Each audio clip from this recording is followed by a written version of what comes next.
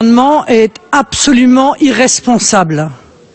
143 millions potentiellement de personnes. Mais Madame Autain, vous allez les mettre où exactement? Parce que c'est bien gentil sur le papier, mais nous sommes dans un pays où il y a des Français qui souffrent, où il y a des millions de chômeurs, où il y a un Français sur 3 qui n'arrive pas à se soigner parce qu'il n'en a pas les moyens, où il y a de plus en plus de pauvres, où il y a des familles qui n'arrivent pas à boucler les fins de mois. Où allez-vous les mettre? Comment allez-vous les soigner? Où allez-vous les loger? Quels emplois allez-vous leur offrir? Si on avait suivi l'intégralité de vos amendements, on doit être déjà à 600 ou 700 millions potentiellement de gens qu'il faudrait accueillir. C'est déraisonnable. Mais ça démontre une chose, c'est qu'en réalité, vous utilisez l'asile comme le levier de votre idéologie, celle qui consiste, parce que c'est ça le fond de votre pensée, c'est nous devons accueillir tout le monde, sans aucune limite, sans aucune condition. Évidemment, nous nous opposerons à cela. Merci beaucoup, Madame Le Pen. Madame Obono, vous avez la parole. Merci Monsieur le Président. Avant de revenir sur notre amendement, je me vois obligée de répondre à Madame Le Pen sur le fait que la récitation que vous avez à nouveau faite ne concerne pas ce dont nous parlons. Ce sont effectivement des décisions politiques qui créent toutes ces situations que tout le monde déplore, et nous avons des propositions. De toute évidence, vous n'avez pas suffisamment convaincu pour pouvoir être en capacité de le faire, et on a bien vu à quel point vous ne servez à rien de ce côté-là. Donc, à part instrumentaliser les SDF contre les migrants, instrumentaliser les pauvres, vous ne servez véritablement à rien, et on voit encore que sur cette question, vous n'avez de toute évidence rien compris, parce que la question, madame, du réchauffement climatique, ça ne touche pas que les autres, ça touche aussi ici en Europe, ça touche aussi ici en France, et si vous croyez qu'on pourra construire des murs pour se préserver des effets du réchauffement climatique, qu'un jour nous ne serons pas nous aussi à un moment donné des réfugiés climatiques, vous vous trompez, et encore une fois vous montrez à quel point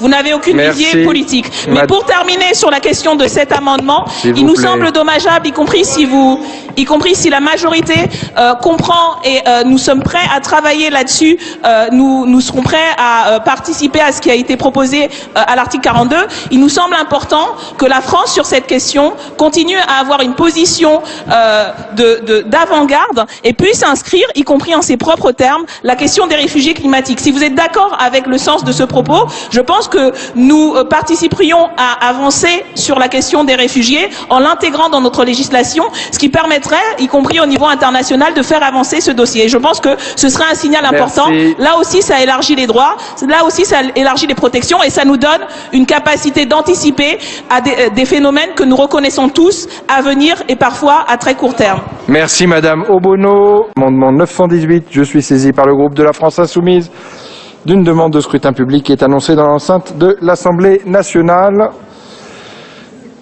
Madame Obono, vous souhaitez réagir à la position de la Commission et du gouvernement. Oui, merci Monsieur le Président. Alors, il y a quelques mois, quand une des organisations non gouvernementale, avec l'aide d'un reportage télévisé de la BBC, avait révélé les cas d'esclavage en Libye.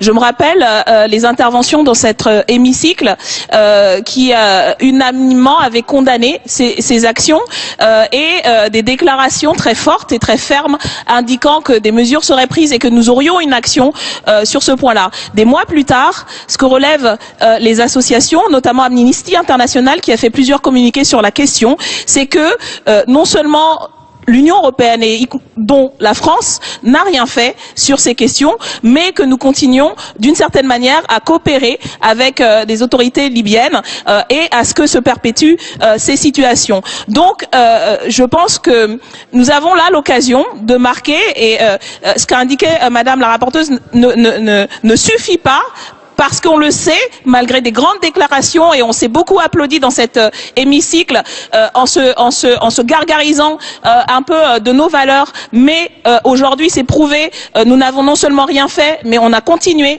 à coopérer avec des régimes qui mettent en esclavage des migrants, et nous avons donc une responsabilité, et ce n'est pas moi qui le dis, c'est l'Amnesty International. Alors vous direz peut-être qu'ils font commerce de la misère des migrants, mais vous devrez assumer cela. Donc là, il s'agit de reconnaître, et ce n'est pas la Convention de Genève que nous changeons par là même, c'est notre propre législation, c'est notre capacité à élargir notre compréhension de la question de la protection subsidiaire, et je pense que c'est quelque chose sur lequel d'autres pays pourraient nous suivre si nous prenions nos responsabilités et si nous étions Merci à la... Madame Obono. Avant de procéder au scrutin, j'ai deux demandes de parole. Madame Le Pen, Madame Berger. Bien, je suis heureuse qu'on parle de la situation en Libye parce que ça rappelle à certains la responsabilité politique qui est la leur dans la déstabilisation de ce pays. C'est exactement cette déstabilisation qui est à l'origine des épouvantables tortures, esclavages et autres barbaries qui se déroulent aujourd'hui en Libye. Mais manifestement, vous n'avez pas tiré de leçon puisque vous envisagez assez tranquillement de refaire la même chose en Syrie. Si je comprends bien votre amendement, il s'agit donc d'accorder le droit d'asile à ceux qui traversent en réalité la Libye alors qu'ils viennent d'un autre pays pour entrer en Europe. Là encore, c'est absolument et totalement irresponsable. Car le meilleur moyen pour eux de rester en sécurité, c'est de rester dans leur pays d'origine. Mais s'ils traversent la Libye pour venir en Europe, c'est à cause de vous. C'est à cause du laxisme des pays européens, qui est une incitation à risquer sa vie, qui est une incitation à risquer son intégrité physique en allant dans des pays comme la Libye pour traverser la Méditerranée à tout risque. C'est vous qui êtes responsable de ces tentatives. Mais si, bien entendu, car si demain nous avions une politique de fermeté, comme le dit d'ailleurs Stephen Smith, qui est plutôt un journaliste de gauche et qui a écrit un livre sur ce sujet, si nous faisions preuve de fermeté au lieu de faire preuve de laxisme, alors il y aurait beaucoup moins de gens qui tenteraient cette périlleuse aventure. Merci. La parole est à Madame Aurore Berger. Merci Monsieur le Président. Depuis quelques amendements, nous assistons donc à un match entre l'extrême gauche et l'extrême droite, entre ceux qui disent que les frontières ne doivent plus exister et ceux qui disent qu'on ne doit accepter personne sur notre territoire. Il y a ici un axe central qui dit que nous avons besoin de préserver l'efficacité et l'efficience du droit d'asile. Et c'est ce que la majorité est en train de faire avec ce projet de loi. D'autre part, je ne laisserai pas dire dans cet hémicycle, comme certains l'ont dit, à l'extrême gauche, que nous sommes responsables de la situation, que nous laissons faire les tortures en Syrie. Nous avons d'ailleurs accueilli avec le ministre de l'Intérieur un certain nombre de femmes réfugiées qui avaient subi des tortures en Libye et qui ont été accueillis, et c'est l'honneur de la France et c'est ce que nous garantissons, de la même manière que je ne laisserai pas dire à l'extrême droite que ce que nous faisons avec l'intervention en Syrie, qui est une intervention proportionnée, nuit justement aux intérêts de la France. Au contraire, c'est dans l'intérêt de la France que nos militaires sont intervenus en Syrie. Merci Madame. 124, je suis saisi par le groupe de la gauche démocrate et républicaine d'une demande de scrutin public et le scrutin est annoncé dans l'enceinte de l'Assemblée nationale. Y a-t-il d'autres demandes de prise de parole sur cet amendement? Il n'y a pas d'autres demandes de prise de parole. Si Madame Obono, puis Madame Crimi.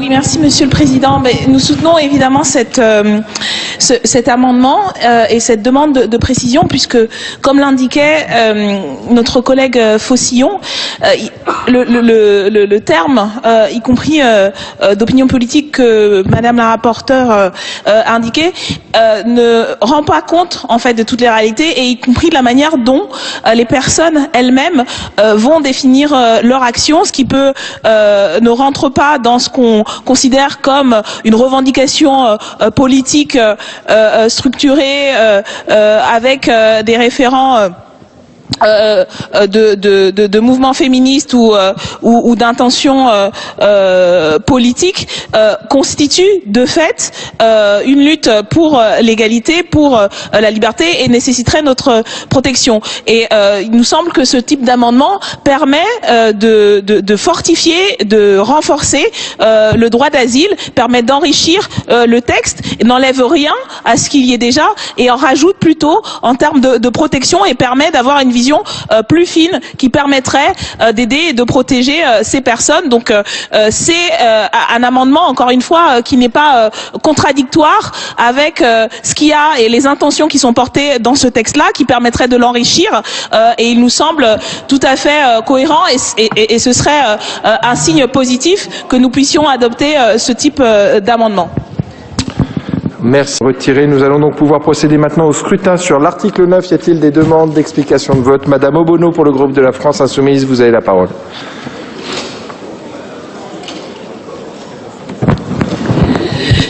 Oui, merci Monsieur le Président. Alors, nous allons voter contre cet article 9, puisque nous ne pensons pas qu'il permette de réellement mettre à plat et de prévenir les situations bien trop nombreuses auxquelles sont confrontés les migrants et les migrantes depuis des mois dans les rues de Paris, dans les rues de plusieurs villes, des campements sauvages, et sans y compris intervenir a priori en décidant qui sont les bons ou les mauvais migrants. Il nous semble que notre premier devoir d'accueil, c'est cet accueil d'urgence, cet accueil inconditionnel, et malheureusement cet article 9 ne répond pas à cette situation.